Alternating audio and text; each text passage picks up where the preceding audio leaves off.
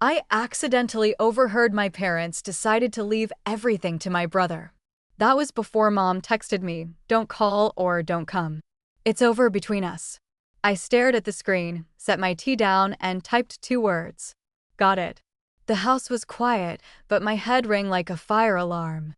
If you've ever been erased by your own family, you know that silence can be the loudest thing in the room. By morning, my phone would explode with missed calls and pleas. But the night before, that's when I chose peace over permission. Keep watching. When people ask what my family was like, I usually smile and say normal because from the outside, we looked it. Dad owned 5 restaurants across Portland. Hayes Family Dining painted in big gold letters on every sign. Mom handled the books. Jason handled the charm. And I handled being invisible. Our Christmas cards looked perfect. Matching sweaters, fake laughter, Mom's pearls catching the tree lights. What no one saw was what happened when the camera clicked off the silence. The hierarchy, the small reminders that I wasn't the chosen one. Dad used to say Jason's got business in his blood. You've got art. He said art like it was a virus. When I was 14, Jason got a brand new mountain bike. I got one from a garage sale, spray painted blue to match his. At 17, he crashed his car while texting. Dad bought him another one within a week. When I got a parking ticket, I lost car privileges for a month. You'd think I'd stop caring, but I didn't. I kept trying.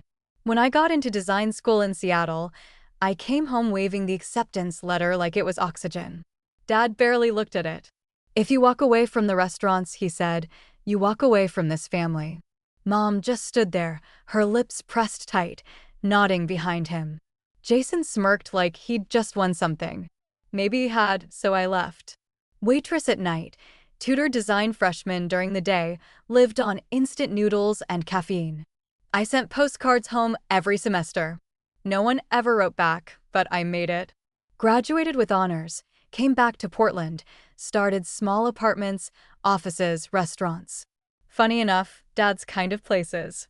By 33, I had clients who trusted my taste more than my own parents ever did. And still when Mom got sick, I showed up. The treatments were brutal. Chio radiation specialists in San Francisco. Insurance barely touched it. I didn't even think twice. I just paid. Bills, flights, hotels. When she went into remission, she texted me, "Thank you for everything, sweetie." That was it. No call, no hug, just that text. A few years later, Jason called with his big idea, a food truck. 6 months in, it crashed harder than his first car. I sent him 25 grand to keep him out of bankruptcy, then another 15 to help Dad's restaurants when equipment broke. He bragged about restructuring the business.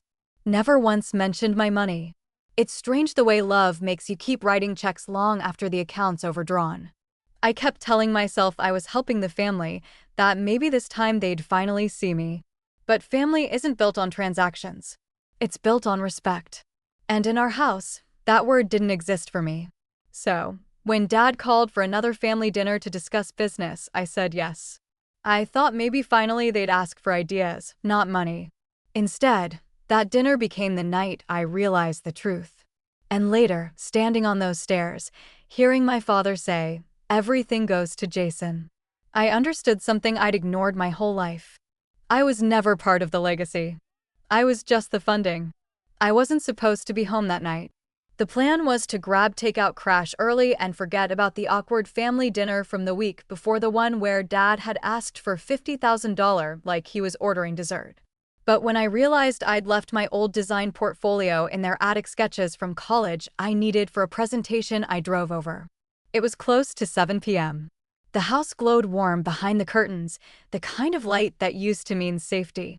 When I stepped inside, the smell of Mom's pot roast hit me first. For a second, it almost felt normal again. I set my keys down quietly, ready to call out. But then I heard my name, Dad's voice, low, firm. "Jason's the only one who actually cares about this family. He's the future. She just goes about her life." Jason's laugh followed, easy and smug, so it settled. "Then everything goes to me." Dad's reply cut through me like glass. "Everything. The house, the restaurants, the accounts. She's had enough from us already." Mom hesitated. Her fork clinked against her plate. She did pay for my treatment, Stephen. Dad's tone hardened. That was her choice. You don't reward someone for doing what they should have done out of love. And then Jason chuckled again. Guess it's official. I'm the heir. I froze at the bottom of the stairs, heart thudding so hard it drowned out their voices. They were rewriting history. Years of sacrifices turned into background noise. I wanted to step in to shout that I wasn't asking for an inheritance, just decency. But I couldn't move. The part that broke me wasn't Dad's words. It was Mom's silence. She didn't defend me, didn't even whisper a protest, just kept eating. I backed away slowly, afraid the creak of the floor would give me away. My fingers brushed the banister cold and smooth like it was watching too. By the time I reached the door, my chest felt hollow. Driving home, my mind kept replaying it like a broken reel. Dad's voice saying everything to Jason. Jason laughing, Mom staying quiet. When my phone buzzed that night, I thought it might be guilt. Maybe Mom reaching out realizing I'd overheard. Instead, her text lit the screen like a match. Don't call or don't come. It's over between us. No punctuation, no explanation, just finality. For a full minute, I stared at the message. Then I set my tea down, typed 2 words. Got it. I didn't cry, didn't throw the phone, didn't beg to understand. The clock ticked, the tea went cold, and the quiet of my apartment pressed in until it felt like a living thing. If you've ever had someone you love erase you with a single sentence, you know that pain doesn't explode, it seeps. It rewrites every memory one by one. That night, I sat in the dark scrolling through every payment I'd made for them. Hospital bills, credit cards, restaurant utilities. Every dollar was proof of how much I'd tried to belong. And as I looked at the list, I realized belonging had never been on offer. I didn't sleep that night. The city was quiet outside my window, a thin mist crawling over the street lights. I sat at my kitchen table phone, face down, staring at nothing. The text kept echoing in my head. Don't call or don't come. It's over between us. You'd think that kind of message would shatter a person, but I didn't break. I froze. The kind of stillness that happens right before a storm changes direction. When the first light of dawn spilled across my counter, I opened my laptop. Emails, invoices, auto payments, line after line of reminders that I'd been financing the same people who just cut me off. Mom's prescriptions, Jason's business debts, 2 restaurant utility bills, insurance premiums, all set to renew automatically. Every line tied me to them like an invisible chain. I scrolled once more, then clicked cancel on the first one, then the next and the next. Each click sounded louder than the last. A quiet rebellion, a sound only I could hear. I opened another tab, checked my balance. Months of work, late nights, sleepless deadlines, all drained for their crises. I whispered to the empty room, not anymore. By mid-morning, I'd cut every connection. No payments, no safety net, no access. Then I opened the folder that still sat on my table. The business proposal I brought to that family dinner. The one they had dismissed, laughed at, ignored. I flipped through each page. Cost analysis, renovation plans, new branding concepts, my work, my time, my mind. They'd called it a waste. So I decided to make it worth something. That afternoon, I called a contact from the hospitality conference I'd attended months ago, a project manager at Pacific Restaurant Group. Hey, I said, keeping my tone light. Remember that sustainability concept I mentioned? I've got a full proposal ready. Can we see it? He asked. Tomorrow, I said. I hung up and leaned back in my chair. For the first time in months, the air in my apartment felt clean. That evening, Jason's name flashed on my phone screen. Then Dad's, then Mom's. I didn't answer. Not because I didn't care anymore, but because I finally did for myself. By midnight, I'd cleared the last trace of them from my finances. The only thing left was silence. And in that silence, something new began. A kind of calm I didn't recognize. The calm of someone who's finally stopped begging to be loved by the wrong people. They wanted it to be over between us. Fine. I was going to show them what over really looked like. The next morning, my phone exploded with missed calls and texts. 37 calls before 9 a.m. to be exact. Mom, Dad, Jason, unknown numbers, voicemails stacked one after another, their voices overlapping like static. Jared's voice cracked halfway through my name before he hung up. Jason's message was shorter. You selfish brat, fix this. Mom's came last. Her tone was soft rehearsed. Sweetheart, please call us. This isn't like you. I muted the phone and went back to work. 3 design proposals due that week. 2 client meetings and 1 very important email from Pacific Restaurant Group waiting in my inbox. When I opened it, my heart slowed. Subject: loved your concept. Can we meet tomorrow to discuss partnership? I smiled. They thought cutting me off would destroy me, but all it did was make room for something better. By noon, the calls turned desperate. Dad sent an email with the subject line, "Urgent restore payments immediately." Jason texted, "You're ruining the restaurants." Then another, "UOS Tina." I put the phone face down, poured coffee, and whispered, "I don't owe you anything." That evening, I left the office later than usual. The garage was half-lit, a low hum of fluorescent light echoing off the concrete. As I reached my car, someone stepped out from the shadows. "Jason?" "Hey," he said, voice sharp, eyes glassy. "You've been ignoring us." "Busy," I replied. He stepped closer, turned the payments back on. No, his face wrinkled. "You think you can just walk away? You think you're better than us?" I met his eyes. "No, Jason. I think I finally stopped pretending we're family." He clenched his jaw hand, twitching like he wanted to grab me before he could. Footsteps echoed. Tom, one of my coworkers, appeared with 2 others. "Everything okay?" "Tina." Jason glanced at them, then back at me. "This isn't over." "Yes," I said quietly. "It is." He stormed off, muttering something about lawyers and betrayal. But the tremor in his voice told me he already knew he'd lost control. 3 days later, Madison showed up at my office. Her eyes were swollen, makeup smudged like she hadn't slept in days. "I'm sorry to come here," she said, holding a folder against her chest. "He doesn't know I'm here." I gestured for her to sit. "Jason." She nodded. "You need to see this."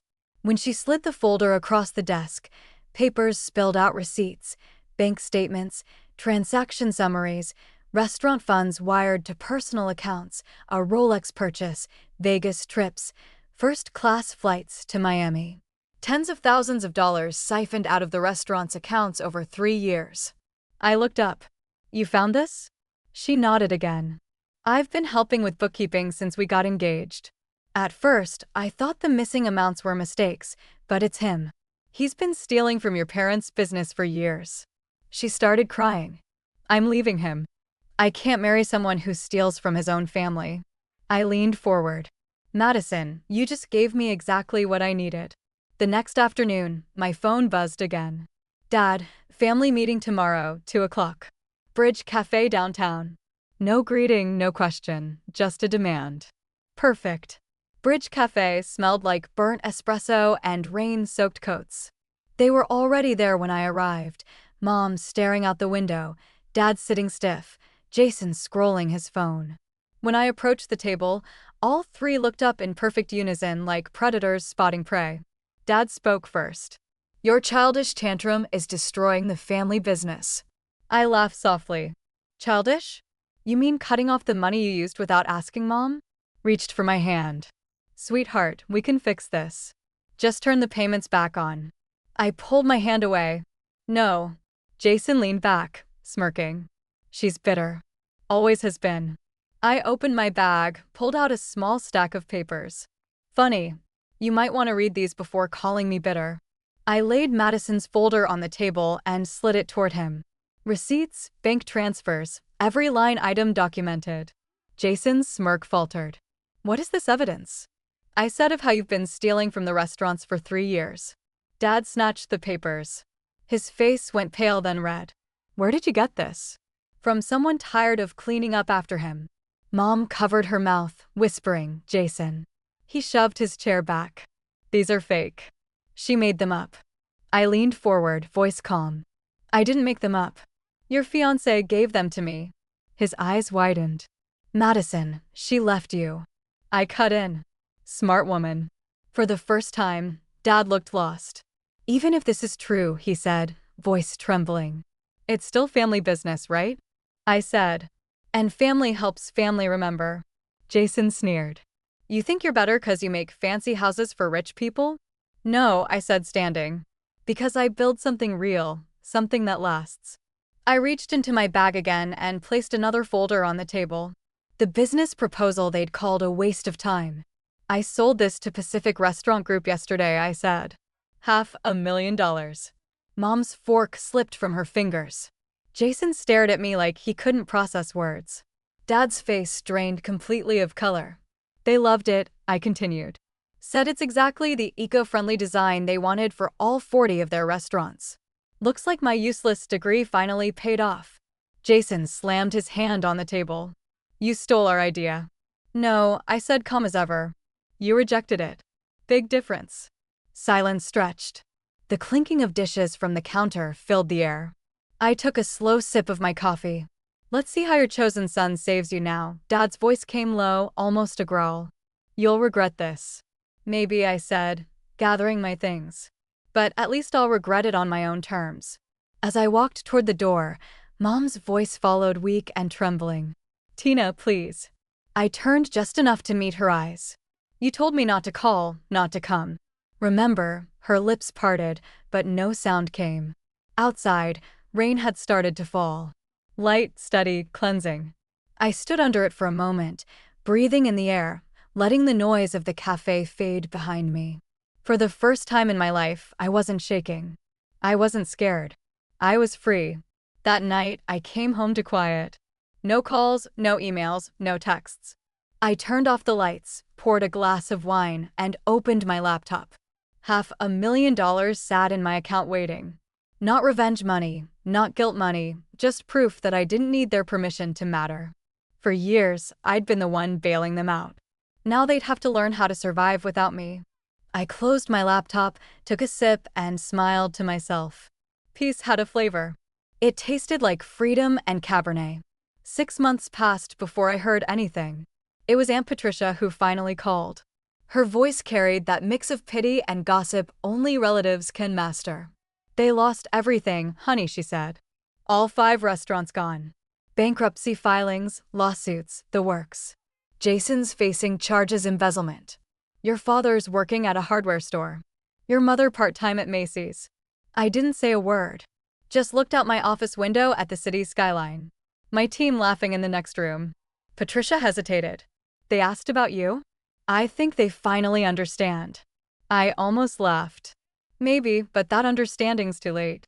That night, I scrolled through my old messages. Mom's text still sat there glowing on the screen. Don't call or don't come. It's over between us. For the first time, I didn't feel pain reading it. Just distance. I typed one last message. Never sent it. Just whispered it into the quiet. Got it. The next morning, I opened my studio early. The light poured in, clean and bright. The past felt smaller in that glow, like something I'd already outgrown. Sometimes the best revenge isn't loud. It's peace. No yelling, no begging, no proving anymore. Just the quiet satisfaction of walking away and watching the truth do its work. If you've ever had to choose distance over damage, you know exactly what that feels like. Share your story in the comments, and don't forget to subscribe for the next one.